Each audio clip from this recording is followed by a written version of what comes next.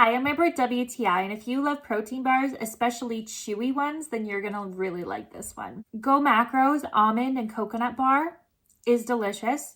I'm not a huge fan of coconut, so I love that this isn't a super strong coconut taste. Rather, it's almost like they just used the coconut to soften the almond butter.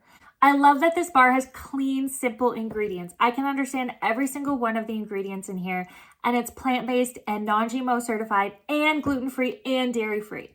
So amazing. It is so hard to find good bars that are dairy-free and have no oats. So this bar is very chewy, yet very satisfying with a little bit of crunch. The crunch comes from the pea protein, the brown rice, as well as the almond. So this bar has 10 grams of protein, so it's the ultimate snack bar. I really like with these bars that they're not covered in chocolate, that they're actually easy to tear apart, because then that means that you can easily just tear off a tiny little piece, or you can eat the whole thing in the car on the way home after work, because you know you're gonna take a while to prepare dinner.